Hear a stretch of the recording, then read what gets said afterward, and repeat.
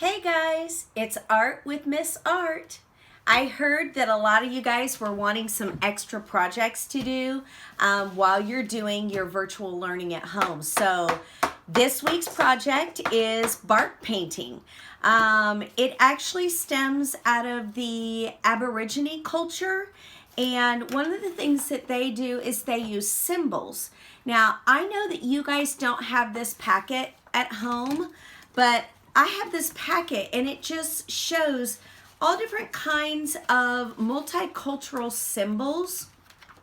And I know that you don't have this packet, but if you need an idea that you don't see during this video, you can always go online and you can just Google Aboriginal art or aborigine.art.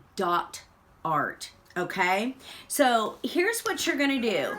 You know that I always tell you to get a piece of white paper and practice first with your pencil. We never want to go on the real paper until we have an idea of what we're doing.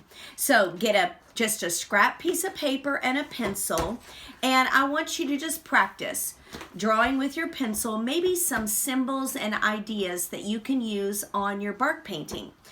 Here is my paper, and I actually, you may not be able to see this, but you guys know that I ask you to draw light as a feather. Don't press hard with that pencil. So on my practice paper, I've actually practiced an abstract design. I've got a little lizard or an iguana here I was working on. I've got a fish and a turtle. I just have some ideas that I'm batting around on my paper. So this is practice. So start with that first, looking up some symbols and just practicing with your pencil and your paper. Once you have an idea for the project, you will need a piece of brown paper. And the easiest thing that you can do is get a brown paper bag. You can get a brown paper bag from the grocery store, and most of you can just ask mom for a brown paper bag because most likely she has one around the house. Even a brown gift bag would work, and you can just take your scissors and just cut a piece of that brown bag off.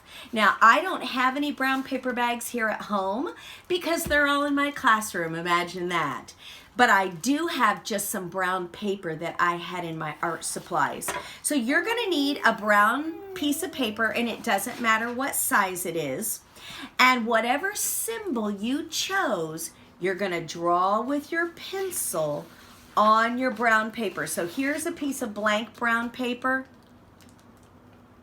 And then here's an example I started. These are two lizards that I started, and they're drawn with a pencil on my brown paper. And here is a turtle that I started on the brown paper.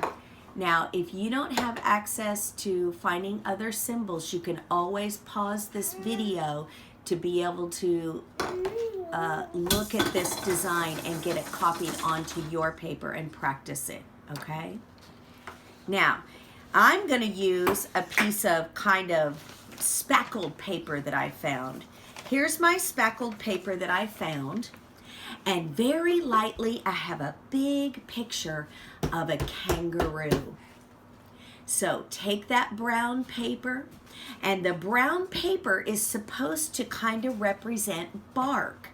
The Aborigines painted and created their symbols on the bark of trees.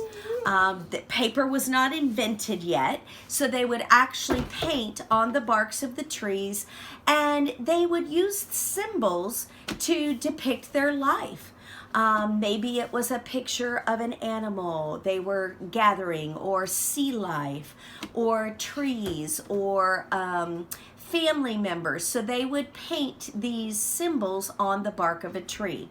That's why we're kind of using a darker paper or a brown paper to kind of represent the bark of a tree. Once you have your image drawn on your paper, you need to decide your color scheme. Do you want your color scheme to be earth tones, Or do you want your color scheme to be bright colored? Here is an example of a piece of artwork that is done that uses earth tones. So here's a bark painting done on brown paper, and this is all in earth tones: black, brown, red, orange, and yellow. I could have used green in here, but anything that's earth tones, okay? So this is a bark painting done with earth tones. Here's another. This is a student example, and this is a earth tone choice. They have used black, brown, orange, and yellow. Here is an example of a brightly colored bark painting. This is a fish that I have done, and it's all bright colors: greens and purples and turquoises. Okay, so you want to decide your color scheme. Once you decide your color scheme, and I believe I'm going to go earth tones on my kangaroo. So I'm going to take a black or brown marker, and I am going to trace supersonic slow. I am going to trace my kangaroo. All right, if you hear a baby in the background, you know it's my granddaughter. If you hear Violet in the background, she is in her high chair playing while her Gigi is doing art.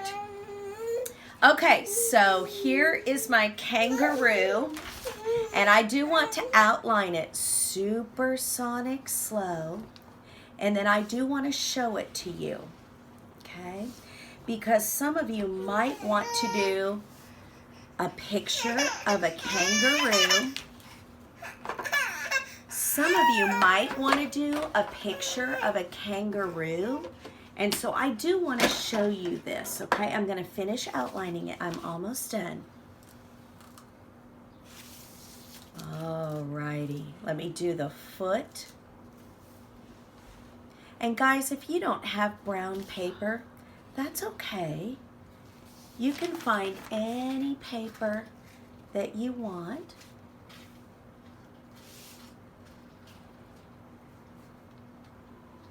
Alrighty. Here is my kangaroo. And I'm going to hold it up so you can see it. And like I said, if you want to do this design idea, you can just pause the video so that you can practice sketching this on your practice paper and then on your brown paper. So once I outline my symbol, it's time to do concentric lines. And I'm going to show you what that is. And I'm going to show you another example too. Here is another example I started. It is a bird. And I need to show you concentric lines. So the first thing you're going to do is you're going to take that black or brown marker and you're going to keep going around and around your image. So you're going to go right next to this original line that I drew on the kangaroo, and I'm going to go right next to it and I'm going to draw the exact same line. So watch my marker. I am going supersonic slow.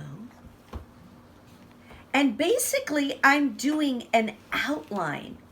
Do you see that I have a double line?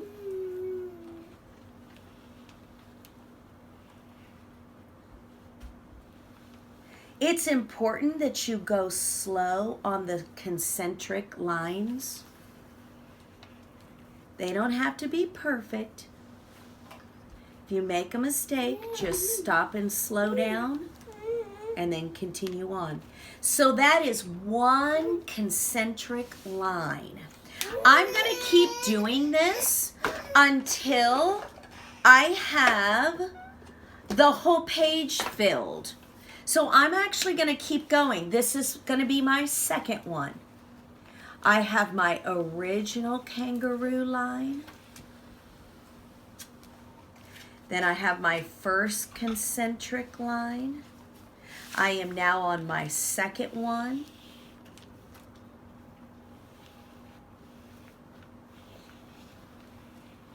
You're going to get into some small spaces where there isn't much room.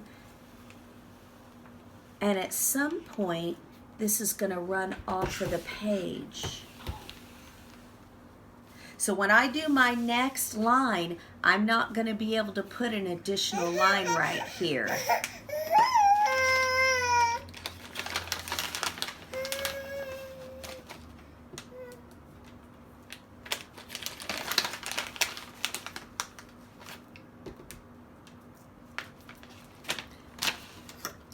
So let's keep going and see what happens when a line goes off the page. Remember, slow it down.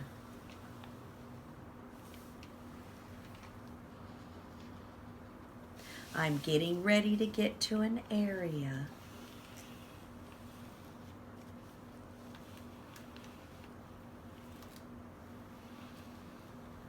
I can't get in there anymore, so I'm not going to try. I'm going to go right here and down, and I cannot go any further, so my line is going to go off the page. And then I'm going to imaginary come over here, and then my line is going to restart right here. Do you see that? That line is there, but it went off the page. It's invisible. I can't see it. All right, it looks like I'm about halfway done, so I'm going to keep going.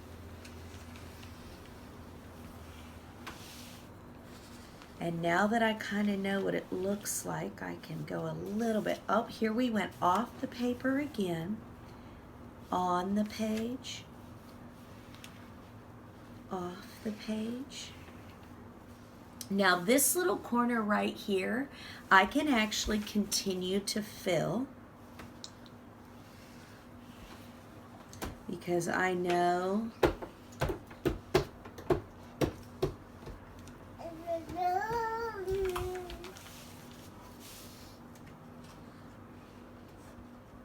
make sure those lines go all the way to the edge of the paper. Okay, so this corner's actually done, but I'm going to continue on. So here we go. We're going to keep going around the tail.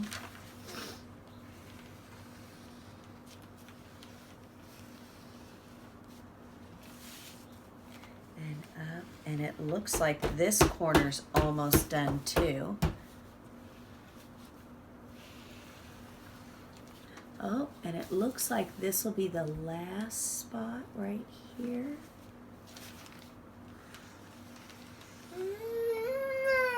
So these concentric lines are supposed to kind of represent the rings of the tree, the bark rings. Okay, looks like I'm going to go right down here in this corner and finish.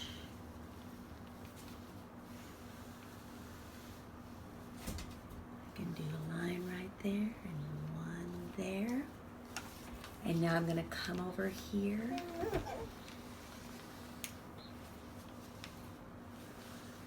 there we go, almost done.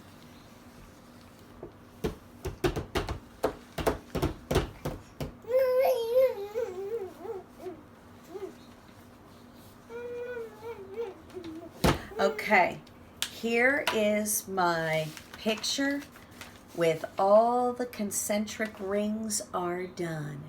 And as I said before, we need to go with that color scheme. And I said that I was going to use natural colors.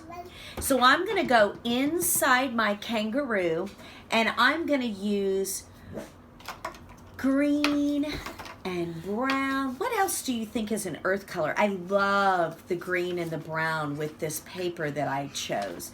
So green and brown, And maybe, do I have a different shade of brown? Just find what you can. I think I have a nice turquoise here, and I do like that. And maybe I might put some orange in. I'm not sure. But for right now, turquoise, green, and brown.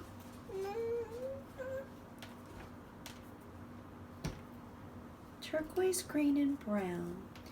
And maybe some orange. I'm not quite liking the fluorescent. Let's see. I don't like the fluorescent. Oh, here we go. Tiger orange. That's what I want. I think I'll use that. Well, hello, Juju. Say hi. That's my dog, Jewel. Saying hi. Alrighty. So all I'm going to do with my earth tone colors right now, I'm going to go in just inside the kangaroo. So I'm going to start right here, and I'm actually going to fill his eye in green. And I'm going to use some brown and some turquoise in the ear. Looks like my turquoise is running out. I think I have another one though. Let's try this one. You guys know what it is to find a marker that's run out. Oh, there we go. I'm going to fill inside the kangaroo, and I'm going to fill it in solid.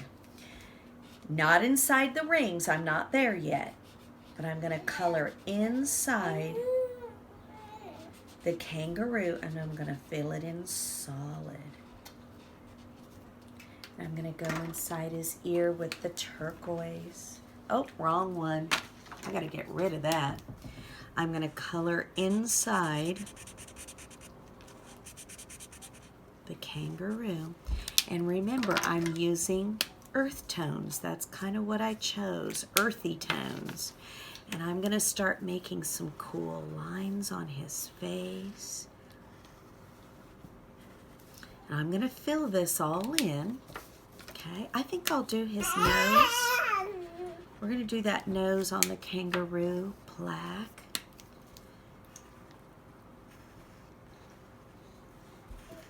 And I'm going to fill in the whole kangaroo.